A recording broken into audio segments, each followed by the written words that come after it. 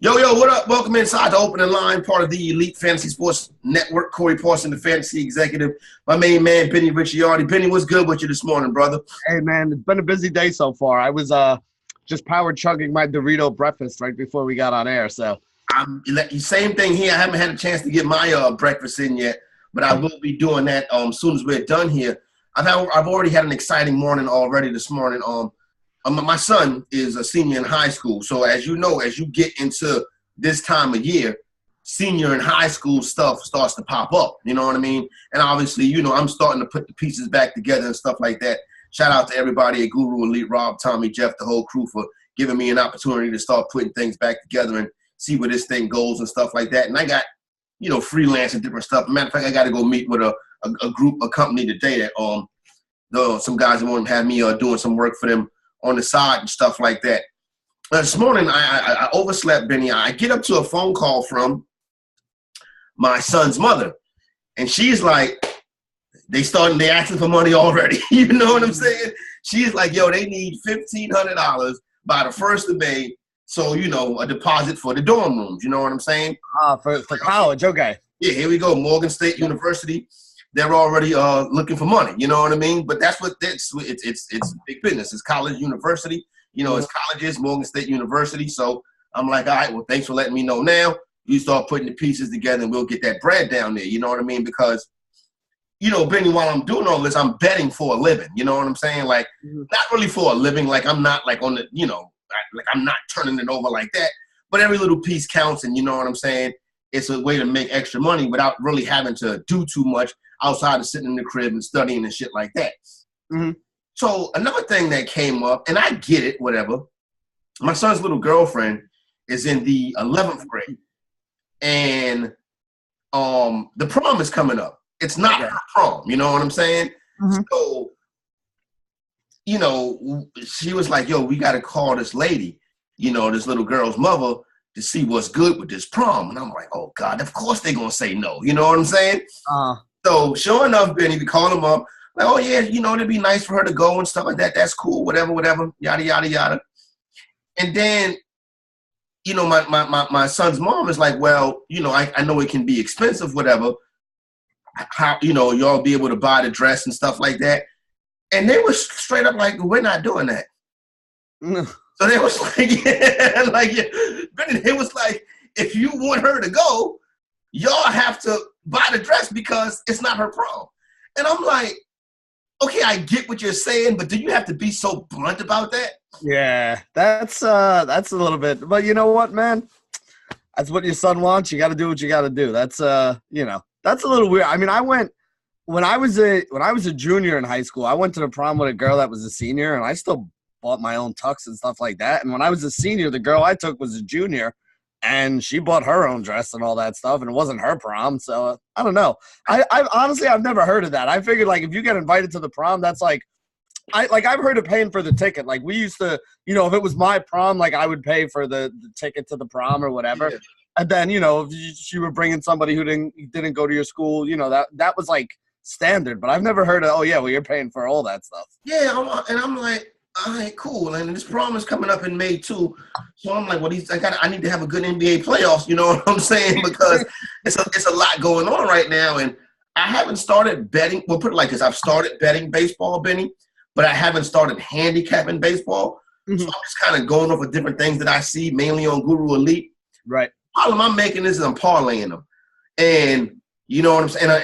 And one a night will blow up. And then I do stupid stuff too, like betting these first innings of games on TV. Just because the game is on TV. So you have some action while you're watching it.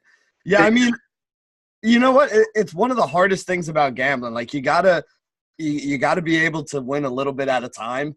And it sucks because if you have a hot streak and you hit like 4 for 4 on the night, you're like, oh man, I made a couple $100, but damn, if I would have parlayed that would have been $3,000, or that would have been a $5,000 payout. Like, that would have been some decent money there. No, trust me, I've wrestled with that on some of my better nights. I'm like, man, I was 9-1 tonight.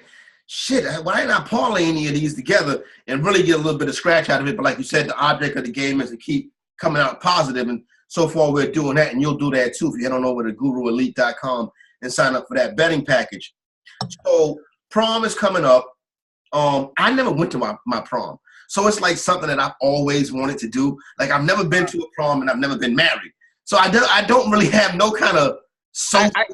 You could skip the second one. The second one I wouldn't advise, but going to the prom, I mean, that one you missed out on, I think. Yeah, I missed out on the prom. The wedding, Benny's like, you know what, Corey, I know you. Yeah, like, it may not be your thing. No. But we're looking forward to the second half of this thing. Hopefully it does not get too expensive. He's a good kid, you know what I'm saying? So, and he's like, for the prom, he's like, yo, how we going to get around? And I'm like, oh God, you got to think about that too. I got a dude that has, my man 7. He has a 7 Series and he has a Bentley. You know what I'm saying? But I don't know if he's going to be willing to drive down there to Washington D.C. So I got to see if I got to connect down that area. You know what I mean? Yeah, that's tough, man. I was gonna say if it's around here, I know some guys that they got some limos that do it cheap. You get 5 of your buddies, you tell them to pay your share, and there you go. You're hooked up. You're good to go. There you go. Yeah, see, I might have to rent a luxury car and have one of the OGs driving around for me. You know what I'm saying? Like, you look out for him. So we got to get down there for that. Graduation tickets, and his mother's just on the phone, and she's just like, here's this bill, here's that bill, and I'm like, this is really legit happening. You got some years before you have to get to this, Benny. But you're gonna be sending somebody's daughter to the prom too. Yeah, you know what? I got a couple more years to put some GPP wins away before I got to start paying for all that stuff. But it's coming. It's coming soon. Oh, y'all done? With what? Having kids. I think as far as my wife's concerned, yeah. So I think we're pretty done. I mean, we got 3. We're running out of bedrooms as it is. That's why we're looking. Yeah, like, we got to get a bigger house. I figured y'all might shoot for that girl. No, man, I have zero desire to have a daughter. My wife is like kind of more of like a town boy sports type anyway, so she actually likes the fact that we have all boys here. She doesn't even want a daughter, so. Okay, yeah. I'm not complaining. The boys are tougher when they're younger, but they're a lot easier once they get to like age 8 or 9. Like my oldest son right now is basically like self-sufficient. He doesn't want me around. He's like, I got this, Dad. It's good. Yeah, so. No doubt. That's one thing. The boys, my son was self-sufficient for a while.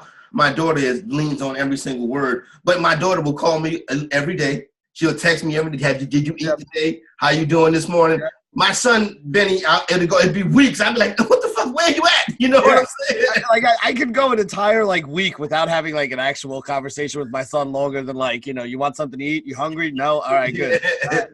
Good to see so they're easier in that way, but definitely a blessing in both regards. Benny, I had something I wanted to talk to you about yesterday, and I mentioned it, and I don't want to get too controversial with it, but the other night, I meant to bring it up yesterday. I found it interesting. Chris Rock was the MC of the NAACP Image Awards, and he came out, did his first set or whatever. When he came out to the second set, he was like, "Yo, they told me no Jussie jokes." Then he ran off and rattled off with some Jussie jokes. Everybody in the audience laughing and stuff like that. But of course, the backlash comes via Twitter, which can be a cesspool at times. Benny, comedians make jokes, and if Chris Rock is making joke of a dude faking a hate crime, I think it's pretty damn funny. See, this is part of my whole problem with everything that goes on in the world right now is that we're pissed off at the wrong people. Yep. Like, you're pissed off at Chris Rock for making jokes about it. Why don't you be pissed off at Jussie for going out there and faking that he got beat up by a bunch of, white nationalists? To me, that's the thing you should be pissed off about. So if someone's going out there and making fun out of somebody for being a jackass, that's the whole point. You're supposed to get made fun of for being a jackass, so you don't do something like that again. So I that's my biggest problem right now is we're mad at the wrong people. Being mad at Chris Rock for making the jokes, why don't we be mad at the guy who did something stupid that made it easy to joke about? Exactly. He's the one that made up this fake story. You know what I'm saying? He's having a Nigerian 3-way and decides for the dudes to beat him up. And it's just like, yo, son, what are we doing right now? But, him being a part of the LGBTQ let me stop. Yo, he's the gay Tupac, man. That's exactly. He's the gay Tupac. You know what I'm saying? Him being the gay Tupac, the gay community was like, don't you dare come after one of ours. You know what I'm saying? So I'm like, yo, shout out to my man Chris Rock. You get a big piece of chicken. I ain't give me a chance to give you a big piece of chicken yesterday, Chris Rock, but you get a big piece of chicken. Chris Rock is where the big piece of chicken comes from. Is it really? One of his stand-ups. He said that when your mother goes to get her hair done, oh mom, your hair look nice, or mom, you have a nice dress, or whatever. He was like, meanwhile, your father's in here all doing all of this work. He don't never get a thank you. All he get is the big piece of chicken. The big piece of chicken's a good prize, though, man. I'm all right with the big piece of chicken. Cool with it, Benny. You know what I'm saying? I'm cool with it. I've had it saved for me many times. I don't. Now I have to go buy my own big piece of chicken. You know what I'm saying? Actually, I did have some chicken wings yesterday from Texas Fried Chicken, a little local neighborhood spot. You know what I mean? Oh, those are the best, man. When they just dump it in the grease and they send them out on the plate for you. That's where the good stuff is. The amount of MSG in that chicken will strangle you. You know, so you have to drink a lot of water afterwards. Hey, if it doesn't kill you, it only makes you stronger, bro. There you go right there. It tastes pretty darn good, too. So shout out to Texas Fried Chicken on Lenox Avenue. I haven't really done too much or gotten into much baseball yet. Like still the tournament and then, the handicapping of the basketball and stuff like that. The NBA coming to the playoffs, that stuff being a big deal and stuff like that. But I'm starting to see let me start off with the Yankees. Injuries to Stanton and Andujar to start the season. Yeah. And the Andujar one might be pretty serious, what I'm hearing. I mean, he might be out for the whole year from what I read yesterday in the newspaper. So that could definitely be a major issue. They picked up DJ LeMahieu in the offseason, so he'll probably fill in there. You always have a couple extra outfielders. So, I mean, they have enough depth there that they'll be able to do it. It's obviously a downgrade, though. I mean, you're taking two of the bigger bats out of the middle of the lineup. Stanton was batting third and DeHart hit fifth on opening day. So you're talking about, two of your power spots that you're pulling out. Do they have enough other bats to handle it? Yeah, they probably do, but you're definitely not playing 100%. And to do it the first week of the season to have these problems already is, never the ideal way to start off, a run for a championship. Yeah, no doubt, because a lot of people have the Yankees in that spot. Yankees are favorites right now to win the World Series, and a lot of people think the Yankees are putting it together to win their 28th championship. And but it looks like the injuries keep piling up for the New York Yankees. So it's going to be interesting to see how Brian Cashman and the group figure that out when it comes to getting these players healthy and making a push down the stretch to do just that and become the champions. Obviously, you got to start winning the AL East, which is a very tough division to navigate anyway. Mm-hmm. Another thing, Benny, that I've been seeing on the other side of town, what's up with this cat, Pete Alonso? So he's a young guy for the Mets. I think he had his first home run yesterday, so that's why he was in his newspapers and all that. I mean, he's somebody who's been a prospect that they're expecting big things out of this year. He's getting his opportunity to play, so whether or not he can produce will go a long way. But I mean, that Mets lineup this year is better than it has been in the last couple of years. And unlike the Yankees right now, I mean, the Mets are all healthy. You look at some of the guys in that lineup. Those are guys that have been in and out of the lineup with injuries the last couple of years. So if they can keep, like Brandon Nimmo in there and you added in Cano and, there's a couple nice pieces of that lineup. And again, you don't got to score a lot of runs when you have the kind of pitching that the Mets do, especially at the top. So it should be a good year for them too. I mean, they're slated for like 85 wins, and there's 4 teams in the NL East that are all slated for like 85. I think it's 84 to 88 wins between the Braves and the Nationals and the Phillies and the Mets. So should be a good race all season long in that division. Yeah, no doubt about it. So definitely head on over. If you were a season-long fantasy baseball player, fantasyguru.com, you want to get involved with some DFS, elitefantasy.com, the big homies over there got you covered. Bryce Harper returns to Washington, D.C. tonight, Benny, take on the Nats. Listen, I could see if he left the Redskins and went to like the Giants or the Cowboys, DC fan base turning on him. Living in that area for so long, knowing how those sports fans are, I don't see him getting booed tonight. I think they really could care less. Yeah, to be honest, one team in that area. That one team is the football team. Yeah, and to be honest with you, people say that all the time about the Nationals is because you have an area that's, I don't want to say transient, but like a lot of people move into DC for work and stuff like that, and then they leave after they're done, whether you're a lobbyist or working for the government or, something along those lines. It's not like you have a real hometown fan base there because, it's not like that team has been there for years and years and years. It's not like, the Yankees fans or the Phillies fans where, everybody you grew up with in that area is a Yankees fan. Or everyone you grew up with in that area is a Phillies fan. Washington, D.C., it's like, a lot of the games, a lot of the times you go there, you see a bunch of guys in suits that probably work for, some office of the government. Basically, you're probably paying the salary of everybody that is sitting in a Washington Nationals game when they have a home game, for the most part. No doubt. No, because it's interesting. They have a beautiful stadium, great food, two beautiful stadiums inside the Beltway. If you've never been, on Nats Park and Camden Yards. Camden Yards is the best ballpark in America, if you ask me. Camden Yards. Yeah, Camden Yards is dope. Beautiful stadium. Listen, Lerner, that crew, they know what they're doing. Strasburg, Scherzer, just never able to get over the hump. I think they know what they're doing, and they do well attendance-wise, but you have a lot of fans of the other team, and it more or less becomes like, yo, let's go to the Nats game tonight and get drunk, or let's go hang out in Nats Park and get drunk, or let's take the kids out to Nats Park. You know what I'm saying? It's just and get drunk. And get drunk while the kids not watching. It's never like, let's go to Nats Park and root on the Nationals. You know what I'm saying? Well, that's what I'm saying is you have, all those people that come from all those other places that work for the government, when their local team is in town, they go and they catch the game. So that's where you get a lot of those fans. Like you said, a lot of the people in the stadium aren't even Nats fans, to be honest with you. And then the people that are Nats fans, like, it's not a fan base that's been around for a long time. A lot of those people are still, Orioles fans because that's the closest team there, or a lot of them root for the Atlanta Braves because, for some reason, everybody – for years. They came on TV. I was going to say, everywhere south of Maryland, everybody's basically an Atlanta Braves fan, which is the weirdest thing to me. But the Braves came on TBS. And that's what it was. Yeah, and everybody had TBS. Just like the Cubs came on WGN, everybody had WGN. So I was like, all right, well, watch the Cubs, or I'm going to watch the Braves, and pick a team that way, because those were on the national, those were the national networks that had local teams on them. So that goes a lot to their, as far as their fan bases go and stuff like that, Benny.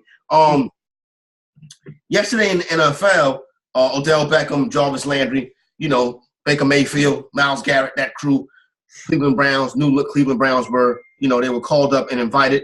Well, not invited, but they had the press conference yesterday acknowledging Odell Beckham and stuff like that. So Odell is in Cleveland. There's already odds out on the FanDuel Sportsbook. I think I should pull them up right now. I found a couple of these interesting. This is the damn draft. I don't need that one. None of this is interesting. NFL futures. So the Browns are plus 1,400, which is the best they've ever been in years. To win the AFC, though, I find this interesting. New England Patriots are plus 320. Kansas City is plus 340. Cleveland Browns plus 700. Cleveland Browns are third to win the AFC, a team that wasn't in the playoffs last year. Next is the Colts at 750 and the Chargers at 750 to win the AFC. I don't think it's crazy, though. I really don't think it's crazy. Look at the talent on that offense. I mean, look at the talent that they have on that offense. You can argue they have the best set of receivers in the AFC. Yeah. You can argue they do have one of the best young tight ends in the entire league. Arguably a top 5 tight end in the AFC, maybe even a top 5 tight end in the league coming up this year in Njoku.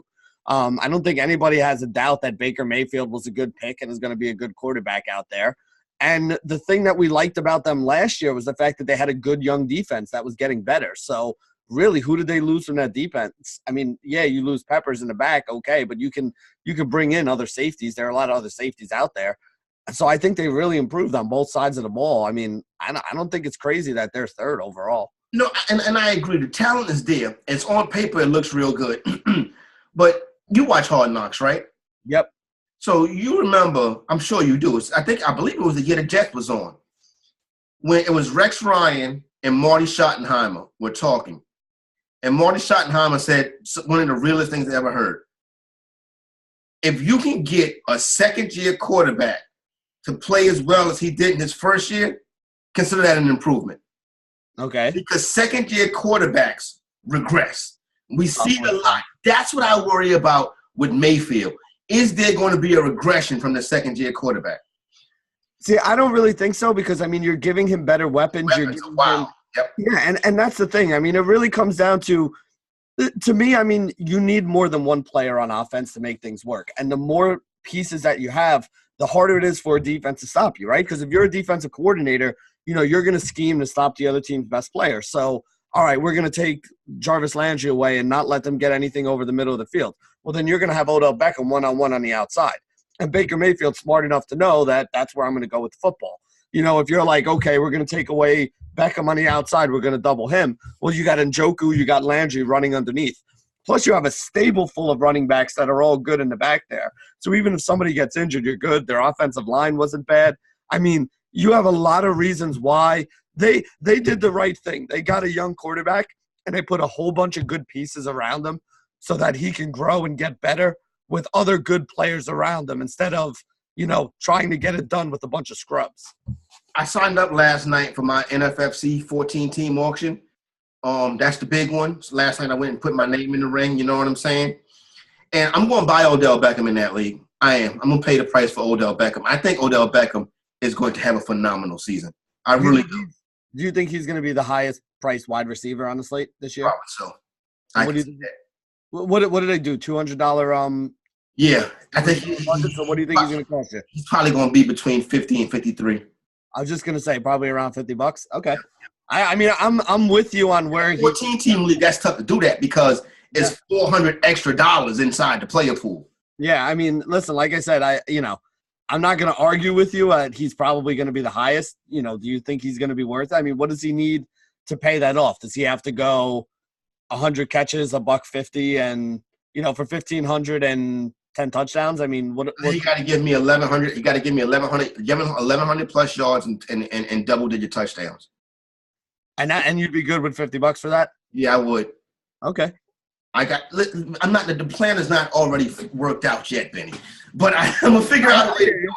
I'm gonna figure out where to get the value at. And I think obviously, last year in this league, I bought Devontae Adams. I didn't pay $50 for Devontae Adams though. I paid like $42 for Devontae Adams, and he was wide receiver 1. You know what I'm saying? Yep. I had Emmanuel Sanders, who was great while he was healthy. I was able to get Mike Evans for 27. People, they was like, no, Jameis, Mike Evans is going to go down. I was like, Ryan Fitzpatrick. Ryan Fitzpatrick is a wild man. Mike Evans would be just fine. The problem with that league was I bought Shady and I bought Devontae Freeman.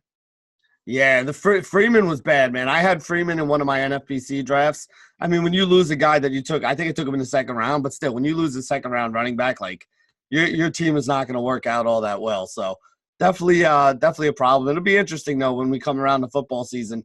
I do think for the first year in a long time, the Browns are going to be one of those offenses where you own every piece of it. At the end of a draft, you're going to walk away, and every piece of the Browns offense is going to be owned by somebody. Quarterback, tight end, 2 or 3 wide receivers, maybe even multiple running backs. Like, all those guys are getting drafted. Yeah, no doubt. Everybody, Kareem Hunt, the whole crew, because obviously there's going to be a lot of offensive firepower there. I hate to say something definitive like this, but I think in order to win a championship, you're going to have a member of the Cleveland Browns. You want to have a piece of that Cleveland Brown offense.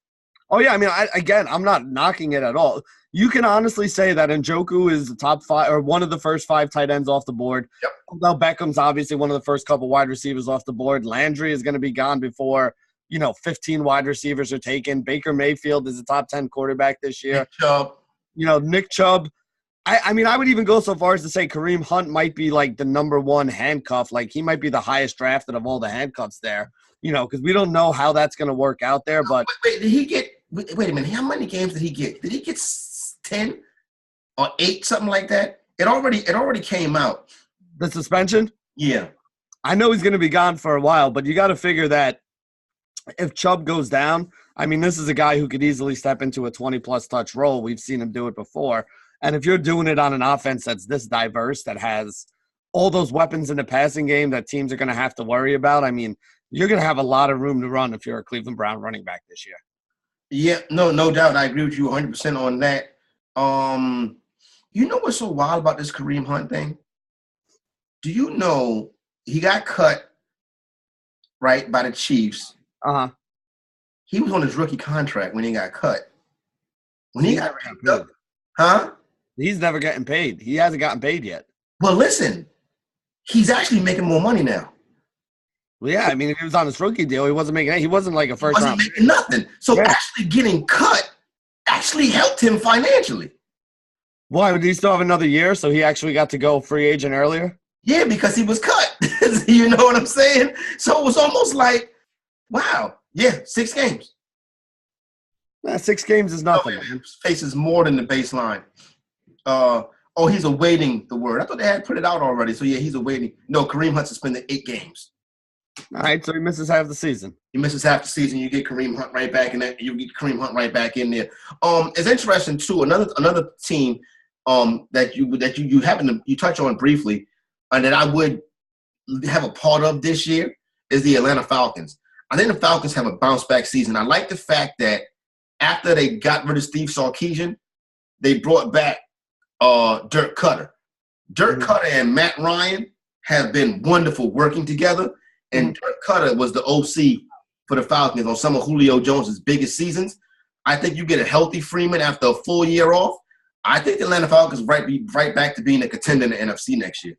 And they let Tevin Coleman go in the offseason too, right? Yes, so they got Ito Smith. They like what they got with Ito, which Ito's nothing but a goal line back. I think you see a heavy workload from Freeman. I just worry about the concussions with Freeman. Yeah, I mean, losing the goal line carries, if Ito Smith's going to be doing that too, is going to be rough. Yes. I mean, hey, Freeman's a guy that between the touches and the catches and running between the 20s, he's still going to put up some pretty big numbers. I mean, him and Tevin Coleman both did, at various times, even together sometimes, they were both top 10 running backs some weeks. So, I think if he bounces back and, their big problem to me has always been the defense, right? I mean, the offense can put up points.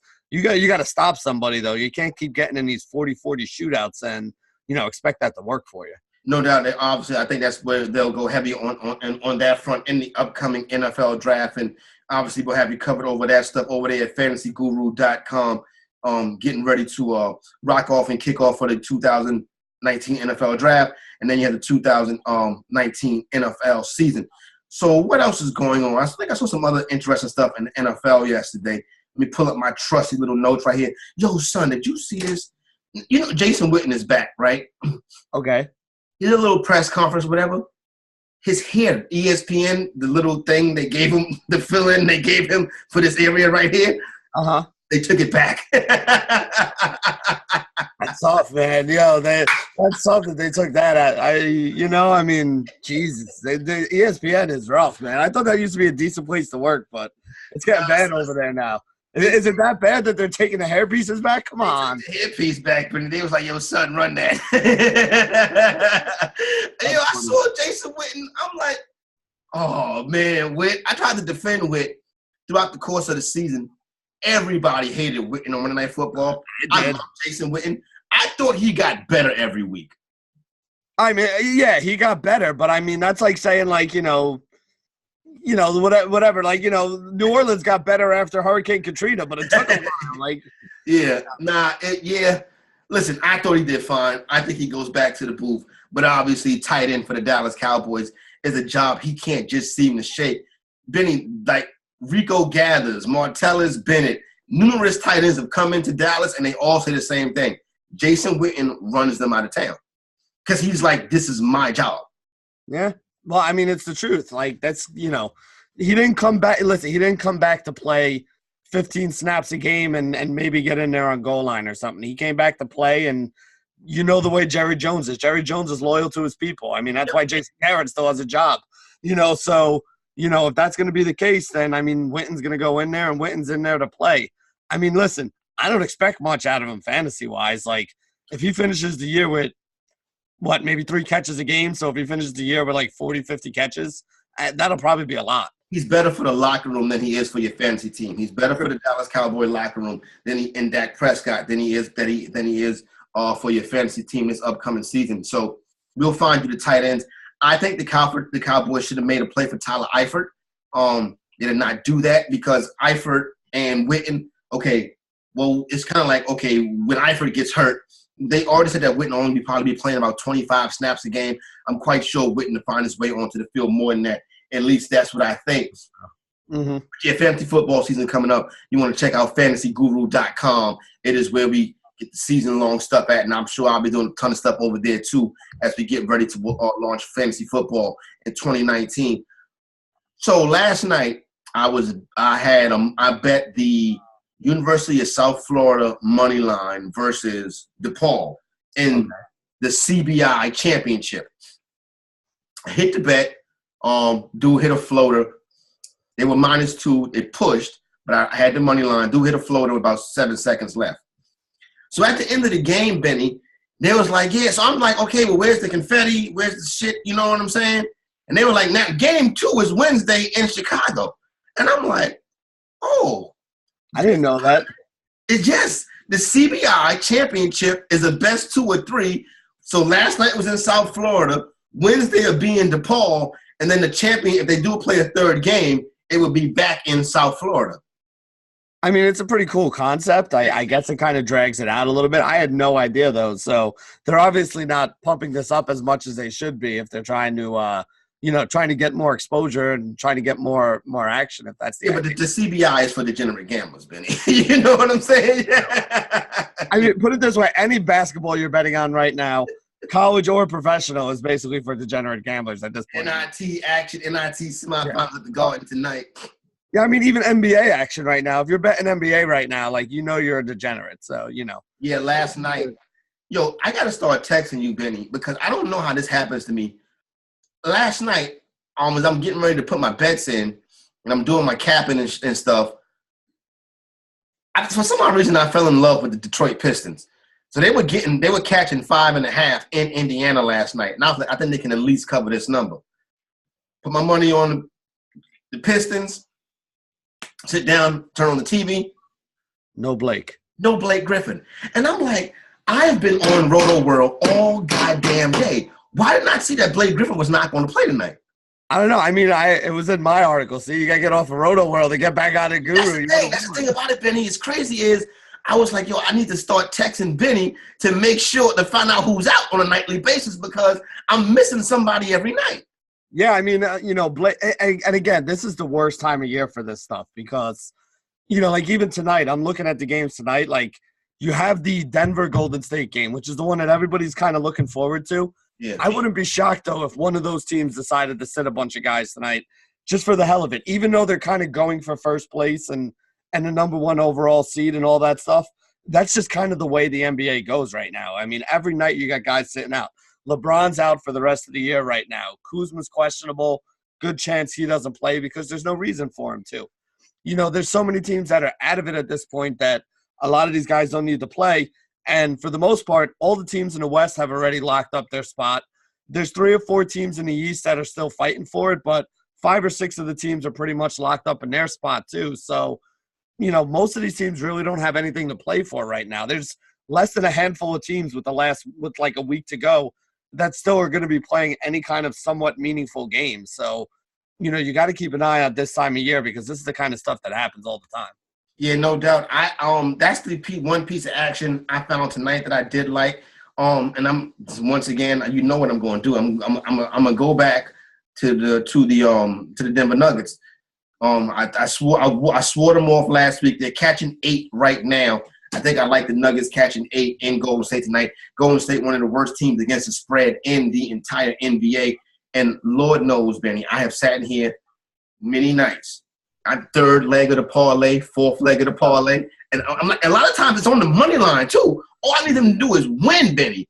And I'm like, I cannot figure out a way to bet the Golden State Warriors. One thing I've noticed, if the Warriors' money line is anything shorter than 220, it's a good chance they lose that game. It's interesting, but you're right. I mean, they've killed a lot of parlays because they're always one of the last games to start. Yep. So you hit your East Coast legs early on or your Midwest legs early on, and then you're sitting and waiting on them. And because they've been so bad against the spread this year, they've probably killed a lot of parlays this year. They're a team a lot of people bet on. Yep. Yeah, they're a team a lot of people bet on, and they're a team that hasn't had the greatest season against the spread. So I kind of like the 8 points. I don't know if I'd say I like Denver, but I like the 8 points. I'll take Denver with the 8 points, but I do think Golden State wins this game. Yeah, I think the Dubs get the win too. But I agree. If it stays put and the whole team is not out, I'll be laying with the Nuggets on that one.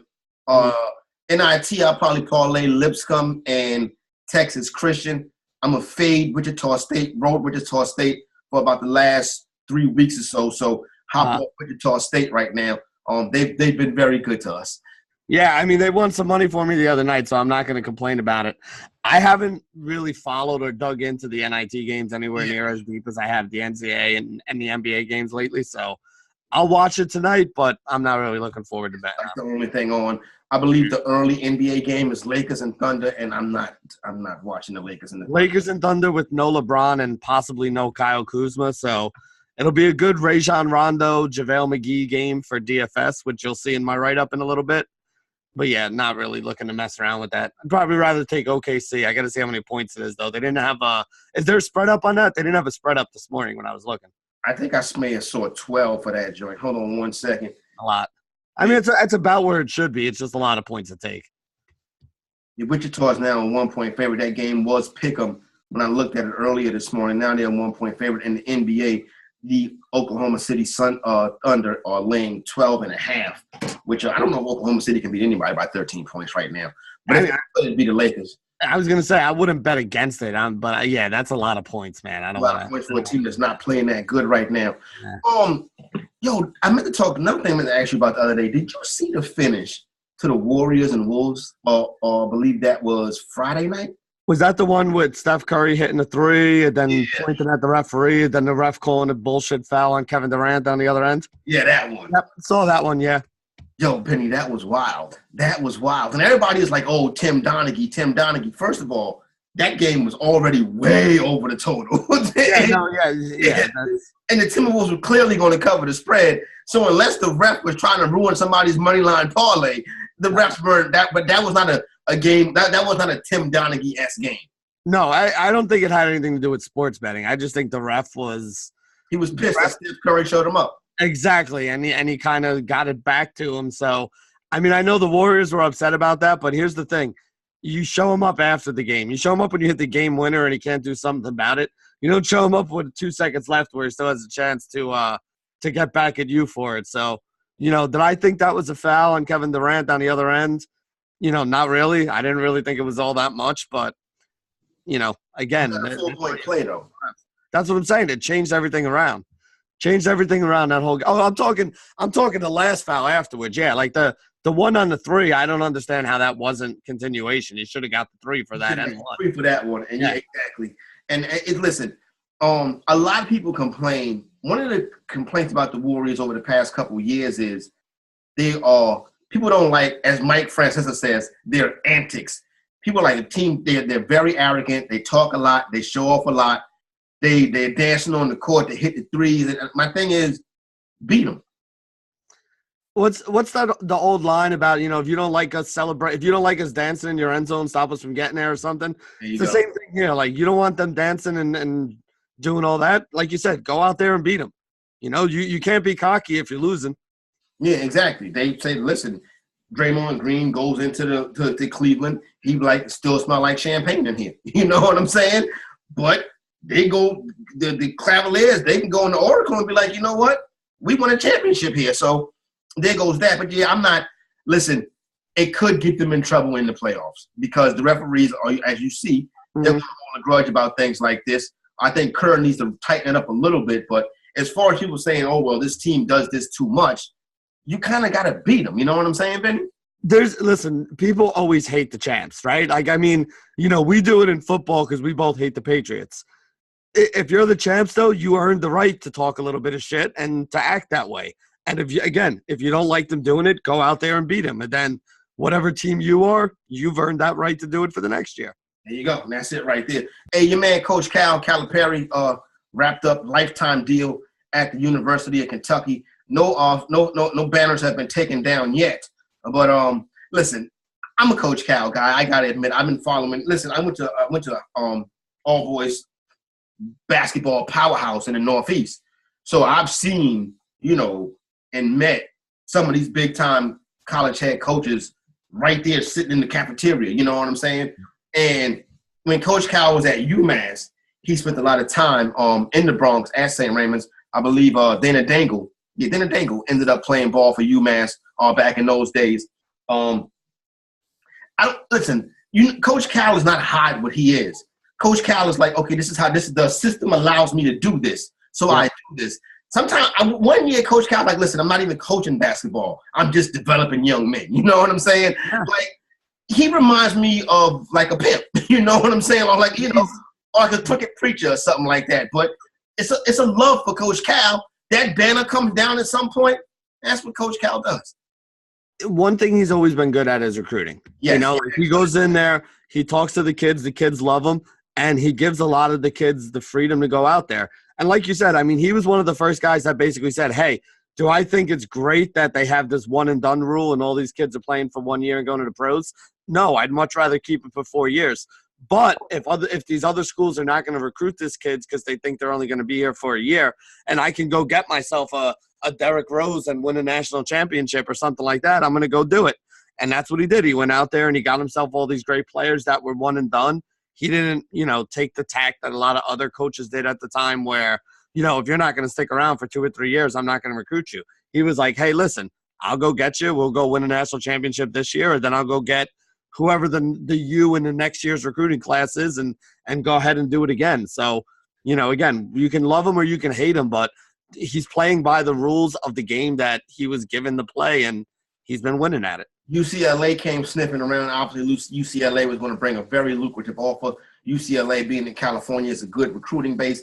The Blue Bloods in Kentucky, they go in there and they hop in there and they snatch up Coach Cal. The thing about Coach Cal is, Benny, he doesn't try to put you in a system. Coach Cal be like, go play. Yeah. You're thinking, okay, if I can, as a senior in high school, as an aspiring young athlete, you're like, if you don't put me in a system and I can go play my game, I'm going to the NBA. And that's why they go to Coach Cal. Well, I mean, again, his system is that open kind of style where he gives everybody the freedom and creativity to go out there and do it. That system works best when you have superior players and superior athletes. So that's why, with him being so good at recruiting and being able to get in, guys who you can just put the ball in their hand and say, go make something happen, it all works. He has a way that he goes about doing things, and his way of going about doing things works. He recruits, superior athletes, superior talent, and then he puts them out there on the floor in a position where, he can let players be players, and that's how they win. So it gets them in trouble sometimes when they play really good teams that play discipline, but they win 30 games every year for a reason, and that's the reason. No doubt about it. Benny, you got a big piece of chicken before we get out of here? Yeah, so today, for everybody who doesn't know, April 2nd is actually Autism Awareness Day, which is why I got all my blue on. So my big piece of chicken today is going out to my middle son, Colin. He was diagnosed with autism when he was 3. Kid has worked very, very hard throughout his life, and just to kind of bring a little bit of knowledge to everybody out there about autism, he's getting my big piece of chicken for today. I love you, buddy. There goes that right there, my man Benny, giving this big piece of chicken to his middle son. So shout out to him. Matter of fact, you get 2 big pieces of chicken, young man. You know what I'm saying? Obviously coming up, working around kids with autism and stuff like that in my day also. So shout out to him and shout out to the Blue. That's it right there. Elite Fantasy Sports Network, the opening lines, Corey Parson and Benny Ricciardi. Don't forget, for your season-long fantasy, it's Fantasy Guru. For your betting, it is Guru Elite. And then, of course, obviously for DFS, it is EliteFantasy.com. Benny, we out, my man. Be good.